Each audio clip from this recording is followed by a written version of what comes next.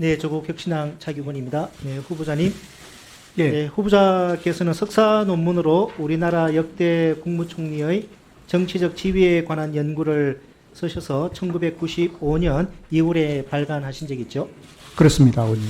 근데 이제 확인해 보니까 그 복수의 논문을 인용 없이 짜깁기해 놓은 것이 좀 확인되는데요. 한번 보여드리겠습니다. 지금 보여드리는 것은 1991년 2월에 김모 씨가 쓴 한국 헌법상 국무총리 제도의 변천에 관한 연구라는 학위 논문입니다. 보시다시피 오른쪽이 이제 후보자 논문인데요. 토시 하나 고치지 않고 그저 한자를 한글로 바뀌어서 이제 베껴 놓은 것이 확인됩니다. 제가 지금 들고 있는 이 논문에서 이제 형광펜으로 저 PPT 화면에서 형광펜으로 칠한 부분이 모두 인용 없이 뺏긴 것인데요. 그 중에서 대통령제 설명 부분을 보면 보시다시피 한자를 한글로 바꾼 것 외에 내용이 동일하고 이제 각주도 없습니다. 자, 관련해서 질의를 하겠습니다. 이 논문 표절은 인사청문회의 단골 소재이지만 다른 사람들이 빈번하게 잘못을 한다고 해서 표절이 아닌 게 되지는 않죠. 예, 그렇습니다, 의원님. 특히 그 우리 존경하는 그 천하람 의원님께서 언론을 통해 뭐 지적을 해 주셨는데요. 논문에 쓰인 12.12 거사라는 표현 사용하신 적 있죠? 예, 인용이 됐었습니다. 저희 연구실에 이제 실무자들 오셔서 해명하기를 한국 최고 지도자의 리더십 연구라는 1989년도 논문을 뺏겨 쓰다가 표현까지 그대로 쓴 것이다 라고 해명하셨는데 맞죠? 예, 뭐 그런 뜻으로 설명이 됐습니다. 저는 그 두 가지 지점에서 매우 부적절한 해명이라고 생각합니다. 우선 첫 번째가 후보자가 잘못된 표현을 한 것보다 표절이라고 고백하는 게 더 낫다고 판단한 부분입니다. 역사관을 의심케 하는 잘못된 표현을 사용하는 것만큼 논문 표절도 윤리적으로 아주 큰 문제인데 동의하시죠? 예, 그렇습니다. 자, 이 두 가지 문제는 저울에 달아보면 어느 한쪽으로 기울게 되는 문제는 아닙니다. 자, 두 번째는 그대로 뺏겨 쓴다고 설명한다고 해서 심각한 문제가 해명이 안 되는 점입니다. 자, 제가 하나의 예를 보여드리겠습니다. 자, 1992년도에 홍모 씨가 쓴 한국 역대 대통령의 치적과 리더십에 관한 연구라는 학위 논문입니다.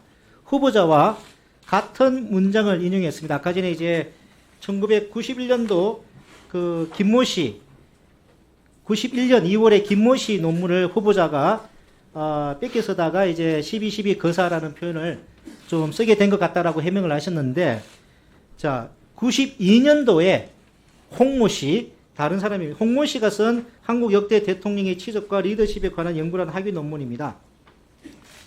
이분도 후보자와 같이 그 91년 2월 달에 그 김모 씨 논문을 인용을 했어요.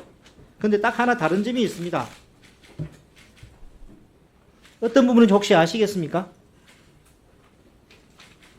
사퇴라고 표현된 거, 거사라고 표현된 부분이 보입니다.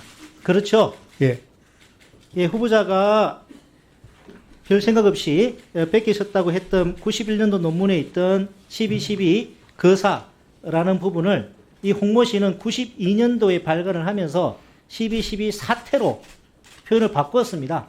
근데 후보자께서는 그 이후 시점인 1995년 2월에 발간한 논문에서 이 홍모 씨와는 달리 거사라는 표현을 그대로 사용을 했습니다. 이 부적절한 거 아닌가요? 의원님 말씀드려도 되겠습니까? 예, 말씀해 보시죠. 먼저 제가 30년 전에 이렇게 대학원생 시절에 큰 성찰 없이 이렇게 작성했던 또 뭐 80년대 신문 기사를 갖다 그대로 인용한 표현들로 인해서 여러분들의 이렇게 마음을 이렇게 아프게 하고 상처를 드린 데 대해서 정말 송구스럽게 생각합니다.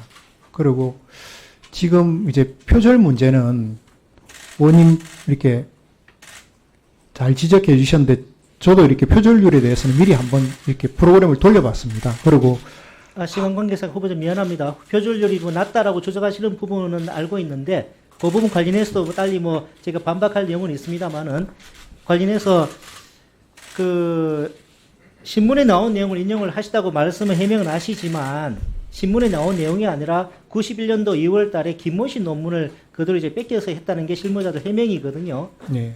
자, 보시면은 이미 그 후보자 논문 발간 이전 시점이 93년 5월 달 신문 기사입니다.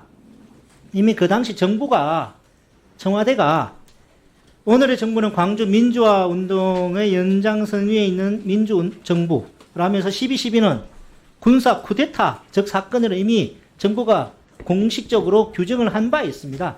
그럼에도 불구하고 95년 2월 달에 그때로부터 2년 후인 95년 2월 달에 거사 5.18 희생자들과 유족들의 가슴에 대못을 받는 거사라는 표현을 쓴 것에 대해서 이거 매우 역사관을 의심하게 하는 매우 부적절한 처사 아닙니까?